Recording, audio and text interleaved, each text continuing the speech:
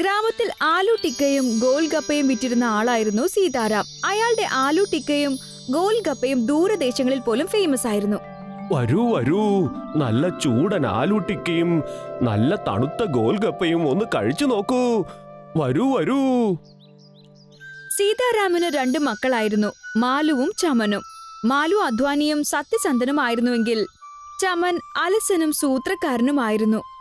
മാലു, ചമൻ, ചന്തയിൽ പോയിട്ട് ഒരു ചാക്ക് ഉരുളക്കിഴങ്ങും കുറച്ച് മാവും വാങ്ങിച്ചിട്ട് വാ. അച്ഛാ, എനിക്ക് വയറിനെന്തോ ഒരു സുഖമില്ല, ഭയങ്കര വയറുവേദന എടുക്കുന്ന പോലെ. മാലു, ഇന്ന് നീ ചന്തയിൽ പോയി സാധനങ്ങൾ വാങ്ങിച്ചിട്ട് വാ. കുറച്ചു വർഷങ്ങളൊക്കെ കഴിഞ്ഞ് സീതാറാം വയസ്സായി കിടപ്പിലായി.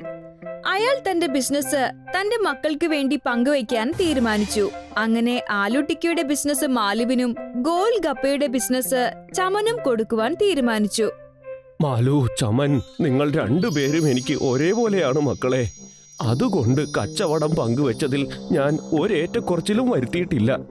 നിങ്ങൾ രണ്ടാളും നന്നായി അധ്വാനിച്ച് മുന്നോട്ടു പോകണം. എന്റെ ഒരു വലിയ ആഗ്രഹമാണ് നിങ്ങളുടെ 2 പേരുടെയും വിവാഹം ഒരു പന്തലിൽ വെച്ച് തന്നെ നടത്തണമെന്നത്. എല്ലാം അച്ഛന്റെ ആഗ്രഹം പോലെ തന്നെ.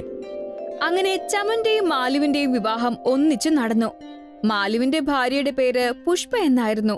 ചമന്റെ ഭാര്യയുടെ പേര് വിമലയെന്നും. മാലു തന്റെ ആലു ടിക്കയുടെ കച്ചവടം നന്നായി നടത്തിയിരുന്നു.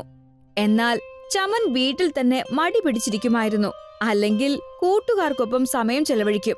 അവന്റെ ഭാര്യയാണ് ഗോൽഗപ്പയുടെ കച്ചവടം ചെയ്തിരുന്നത്.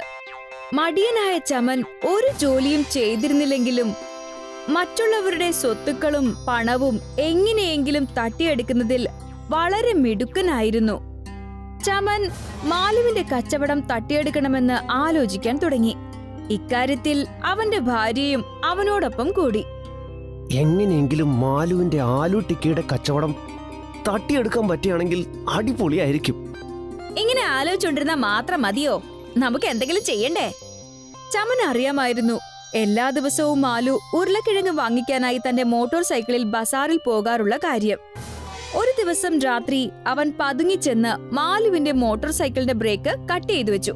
അടുത്ത ദിവസം മാലു നല്ല വേഗതയിൽ വണ്ടി ഓടിച്ചു പോവുകയായിരുന്നു. എന്നാൽ ബ്രേക്ക് കിട്ടിയില്ല. അവന് ആക്സിഡന്റും സംഭവിച്ചു. ഈ സമയം മുതലാക്കി ചമൻ മാലുവിന്റെ കച്ചവടം തന്റെ കൈകളിലാക്കി.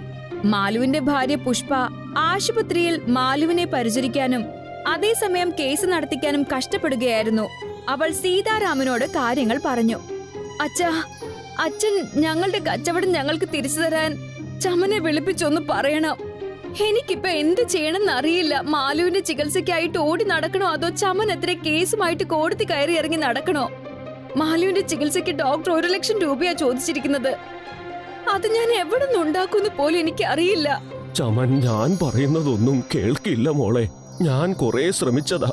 എന്റെ വാക്കുകൾക്ക് അവൻ ഒരു വിലയും കൊടുക്കുന്നില്ല. എന്നാൽ അവന്റെ കർമ്മങ്ങൾക്കുള്ള ബലം ഒരിക്കൽ അവന് തീർച്ചയായും തിരിച്ചു കിട്ടുക തന്നെ ചെയ്യും. അച്ഛാ, ഇങ്ങനെ പോയാൽ ഞങ്ങൾ തെരുവിലേക്ക് ഇറങ്ങേണ്ടി വരുമല്ലോ. ഇന്ന് ചമൻ ഞങ്ങളുടെ കട തട്ടിയെടുത്തു. നാളെ ചിലപ്പോ ഞങ്ങളുടെ വീടും തട്ടിയെടുത്താലോ? വാതിലൊന്ന് അടച്ചേ മോളെ. എനിക്ക് നിന്നോടൊരു രഹസ്യം പറയാനുണ്ട്. പുഷ്പ വേഗം വാതിലടച്ചു. അപ്പോൾ സീതാറാം അവളോട് പറഞ്ഞു. എനിക്ക് സ്വന്തമായി ഒരു 5 ഏക്കർ ഭൂമിയുണ്ട്. ഇങ്ങനെ ഒരു അവസരം ഉണ്ടായ ഉപയോഗിക്കാൻ മാറ്റിവെച്ചതാണത്. ഞാൻ കരുതി വെച്ച ആ 5 ഏക്കർ ഭൂമി നിന്റെ പേരിലാണ് മോളെ എഴുതി വെച്ചിട്ടുള്ളത്. നിനക്ക് വേണമെങ്കിൽ അവിടെ കുടില് കെട്ടി താമസിച്ച് കൃഷി ചെയ്യാം. സീതാറാം തന്റെ മരുമകൾക്ക് ആ ഭൂമി എവിടെയാണെന്ന് പറഞ്ഞുകൊടുത്തു. എന്നാൽ അതൊരു കോളിഫ്ലവറിന്റെ തോട്ടമായിരുന്നു. ചമൻ അറിയാതിരിക്കാൻ ആരോടും പറയാതെ കുറച്ച് സാധനങ്ങൾ എടുത്ത് പുഷ്പ ആ കൃഷിഭൂമിയിലേക്ക് പോയി. പുഷ്പ കഷ്ടപ്പെട്ട് കോളിഫ്ലവർ വിളയിക്കാൻ തുടങ്ങി. ബാക്കി സമയങ്ങളിൽ ഹോസ്പിറ്റലിൽ ചെന്ന് ഭർത്താവിനെ ശുശ്രൂഷിക്കുകയും ചെയ്തു. പുഷ്പ വിളയിക്കുന്ന കോളിഫ്ലവറുകൾ ആദ്യം മൊത്ത കച്ചവടക്കാരാണ് വാങ്ങിയിരുന്നത്. പിന്നീടാണ് ബാക്കിയുള്ളവരിലേക്ക് എത്തിയിരുന്നത്. എന്നാൽ പിന്നീട് പട്ടണത്തിൽ നിന്നും പതിയെ ആളുകൾ പുഷ്പയുടെ തോട്ടത്തിലേക്ക് നേരിട്ട് വരാൻ തുടങ്ങി. പെങ്ങളെ, നിങ്ങൾ കൃഷി ചെയ്യുന്ന കോളിഫ്ലവർ നല്ല സ്വാദിഷ്ടമാണല്ലോ. എനിക്കൊരു 5 കിലോ തരണം കേട്ടോ. 10 കിലോ കോളിഫ്ലവർ എനിക്കും വേണം. പിന്നെ 10 കിലോ നാളെയും വേണ്ടി വരും. തയ്യാറാക്കി വെക്കണേ. പട്ടണത്തിൽ നിന്നും ആളുകൾ വന്നു തുടങ്ങിയതോടെ പുഷ്പയുടെ വരുമാനം വർദ്ധിച്ചു. ഇങ്ങനെ വരുമാനം കിട്ടുകയാണെങ്കിൽ എനിക്ക് 1 ലക്ഷം രൂപ പെട്ടെന്ന് തന്നെ സമ്പാദിക്കാം. അങ്ങനെ ചികിത്സ വേഗം തന്നെ നടത്തുകയും ചെയ്യാം. ഒരു ദിവസം രാവിലെ തന്നെ പുഷ്പ തന്റെ തോട്ടത്തിൽ പോയപ്പോൾ അവിടെ വലിയൊരു രാക്ഷസൻ നിൽക്കുന്നത് കണ്ടു. ഞാൻ ചന്ദ്രനിൽ നിന്നും വരുന്നതാണ്. നിന്റെ ഈ കോളിഫ്ലവർ വളരെ സ്വാദിഷ്ടമാണെന്നാണ് ഞാൻ കേട്ടിട്ടുള്ളത്. നീ എനിക്കും എന്റെ സഹോദരങ്ങൾക്കും കുറെ കോളിഫ്ലവർ തരണം. നിനക്ക് വേണ്ടി കോളിഫ്ലവർ ഉണ്ടാക്കി തരാനുള്ള സമയമൊന്നും എനിക്കില്ല. പെട്ടെന്ന് ഇവിടുന്ന് പോവാൻ നോക്ക്. ഞാനൊരു ഓർഡർ തന്നാൽ അത് പൂർത്തിയാക്കിക്കൊള്ളണം. രാക്ഷസൻ പുഷ്പയുടെ തോട്ടത്തിൽ നിന്നും 10 കിലോ കോളിഫ്ലവറും പുഷ്പയെയും എടുത്തുകൊണ്ട് ചന്ദ്രനിലേക്ക് തിരിച്ചുപോയി. അവിടെ വേറെ ചില രാക്ഷസന്മാരെ കൂടി പുഷ്പ കണ്ടു. വേഗം തന്നെ കോളിഫ്ലവർ കറിയും പൂരിയും ഉണ്ടാക്ക്. എത്ര പെട്ടെന്ന് നീ നിന്റെ ജോലി തീർക്കുന്നുവോ അത്രയും പെട്ടെന്ന് ഞാൻ നിന്നെ ഭൂമിയിൽ തിരിച്ചെത്തിക്കാം. നിങ്ങൾക്ക് പറഞ്ഞാ മനസ്സിലാവില്ലേ? എന്റെ ഭർത്താവിന് വയ്യാതെ കിടക്കുക. അധികം സംസാരിക്കാൻ നിൽക്കണ്ട. വേഗം എന്റെ ഓർഡർ തീർത്തതാ. ഗത്യന്തരമില്ലാതെ പുഷ്പ കോളിഫ്ലവറിന്റെ കറിയും പൂരിയും ഉണ്ടാക്കി കൊടുത്തു. രാക്ഷസന്മാർ എല്ലാം തന്നെ തിന്നു തീർത്തു. കൊള്ളാം പുഷ്പ, നന്നായിട്ടുണ്ട്. നിന്റെ കോളിഫ്ലവർ ശരിക്കും സ്വാദിഷ്ടം തന്നെ. ഞങ്ങൾ രാക്ഷസന്മാർ ചേർന്ന് നിനക്കൊരു സമ്മാനം തരാൻ തീരുമാനിച്ചിട്ടുണ്ട്. രാക്ഷസന്മാർ ചേർന്ന് പുഷ്പയ്ക്ക് ഒരു മാന്ത്രിക ചുവരും ചന്ദ്രനിൽ കുറച്ച് സ്ഥലവും നൽകി. ഈ മാന്ത്രിക ചുമരിലൂടെ കടന്ന് നിനക്ക് ചന്ദ്രനിൽ എത്തിച്ചേരാം. ചന്ദ്രനിൽ നിനക്ക് ഞങ്ങൾ സ്ഥലം തന്നിട്ടില്ലേ? നിനക്ക് അവിടെ ഇഷ്ടമുള്ള കൃഷി ചെയ്യാം. ഞങ്ങളുടെ കയ്യിൽ ധാരാളം സ്വർണങ്ങളും രത്നങ്ങളുമുണ്ട്. നിനക്ക് വേണമെങ്കിൽ അതും കൊണ്ടുപോകാം. പുഷ്പ സ്വർണം സ്വീകരിക്കാൻ വിസമ്മതിച്ചു. എനിക്ക് എന്റെ ജോലിയുടെ കൂലി മാത്രം മതി. രാക്ഷസന്മാർക്ക് അവളുടെ സത്യസന്ധത കണ്ട് വളരെയധികം സന്തോഷമായി. രാക്ഷസന്മാർ കൊടുത്ത മാന്ത്രിക ചുവരിലൂടെ പുഷ്പ തന്റെ വീട്ടിലേക്ക് തിരിച്ചെത്തി. അങ്ങനെ വീട്ടിലെത്തിയപ്പോഴാണ് അവൾ അറിഞ്ഞത് തന്റെ കോളിഫ്ലവർ തോട്ടം ചമൻ സ്വന്തമാക്കി കഴിഞ്ഞുവെന്ന്.